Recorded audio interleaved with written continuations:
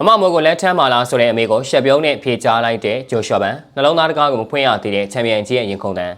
ပရိသတ်တော်မဲမင်္ဂလာများရှင်လက်ထက်ဆန်မောင်456ပဒင်းစာပေကနေပြန်လည်ကြိုးလိုက်ပါရင် UFC Flyweight တန်းမှာမြန်မာကုန်ကိုဆောင်နေတဲ့ချန်ပီယံကြီးဂျိုရှော့ဘန်ကတော့ပြီးခဲ့တဲ့ရက်ပိုင်းက UFC ကပြုလုပ်ပေးခဲ့တဲ့မြန်မာပရိသတ်တွေနဲ့အမေးဖြေအစီအစဉ်မှာပရိသတ်တွေသိချင်နေကြတဲ့အချက်တွေကိုပွင့်လင်းလင်းပဲဖြေချသွားခဲ့ပါတယ်။အဲဒီမှာပရိသတ်တွေအမြဲစားနောက်ပြီးသဘောတူနေကြတဲ့မင်းသမီးချော်မိုးရီကိုလက်ထပ်မာလာဆိုတဲ့အမေကတော့အရှင်ရောအမြင့်ဆုံးပါပဲ။ဂျိုရှော့ဘန်ဟာသူ့ရဲ့အကြိုက်ဆုံးမြန်မာမင်းသမီးဟာမိုးရီကိုပါလို့အမြဲထုတ်ဖော်ပြောလို့ရှိသူပါ။မိုးရီကိုနဲ့စကားပြောခင်ရတော့ကလည်းကလေးတယောက်လိုရှက်နေခဲ့တယ်လို့ social media ပေါ်မှာလည်းမိုးရီကိုရဲ့အားပေးစကားအကြောင်းပိုစူးစမ်းတော့မယ်လို့ရေးသားခဲ့ပူပါတယ်။အခုစီစဉ်မှာတော့ပရိသတ်တယောက်ကရီးစားရှိပြီလားမိုးရီကိုလက်ထပ်မလားလို့မေးမြန်းခဲ့ရမှာဖန်ကသဘောကျစွာနဲ့ရီမောရင်းနဲ့ပဲကျွန်တော်မှရီးစားမရှိသေးပါဘူး။ဘာလဲဆိုတော့ကျွန်တော်နှလုံးသားတကားကိုမဖွင့်ရသေးလို့ပါလို့ရှက်ပြုံးနဲ့ပြန်လည်ဖြေချသွားခဲ့ပါတယ်။အခြေအပြင်ဘန်ရဲ့ချန်ပီယံဘွားအီမန်ချက်တွေကလည်းတကယ်ကိုအားရစရာပါချန်ပီယံခပတ်ကိုအကောင်းဆုံးကြိုးစားပြီးကာကွယ်သွားမှာဖြစ်တယ်လို့သူ့ကိုစိန်ခေါ်နေတဲ့မန်နယ်ကိန်းနဲ့တာယာတို့ကိုလည်းဘယ်သူနဲ့ဖြစ်ဖြစ်အဆင်ပြေကြောင်းတညာနဲ့နှစ်အောင်လုံးနဲ့တွေ့ရရင်တော့မှရင်ဆိုင်ဖို့အသင့်ပဲလို့ခန့်မှန်းမိုက်ဆိုခဲ့ပါတယ်ဘန်ရဲ့မြန်မာချန်ပီယံခပတ်ကိုစိန်ခေါ်ရတာကပိုရင်ခုန်ဖို့ကောင်းပေမဲ့ခပတ်ကိုထိန်းသိမ်းကာကွယ်ရတာကပိုပြီးခက်ခဲလို့လည်းနှိုင်းရှင်းပြခဲ့ပါတယ်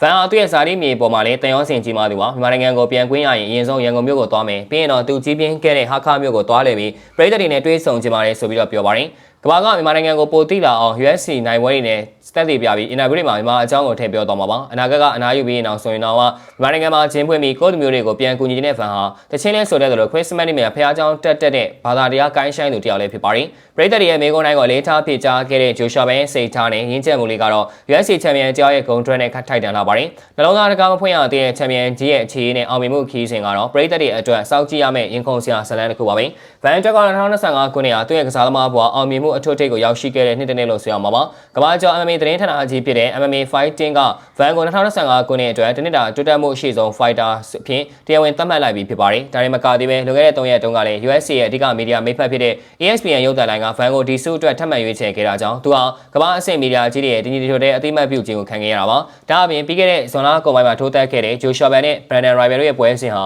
2025ခုနှစ်ရဲ့အကောင်းဆုံးပွဲ Fight of the Year အပြင် ESPN နဲ့ UFC တို့ကပါပူးတွဲသတ်မှတ်ခဲ့ကြတာဖြစ်ပါတယ်ဒါဟာဖန်ရဲ့နီးပြပိုင်းနဲ့ပွဲကစားပုံဟာကမ္ဘာအဆင့်မှာဘယ်လောက်ထိရင်ခုန်စိတ်ဝင်စားဖို့ကောင်းနေပြီလဲဆိုတာသက်သေပြလိုက်တာပဲဖြစ်ပါတယ်တနေ့တာအတူတူမှုရှိသော fighter ဆိုတာကတန်မှန်ပေးတဲ့ဆုမဟုတ်ပါဘူးမထေမရှားအဆင့်ကနေပြည်သက်တွေကိုအားအသင့်သွားရလောက်အောင်ထိပ်တန်းအဆင့်ကိုတက်လှမ်းနိုင်တဲ့သူ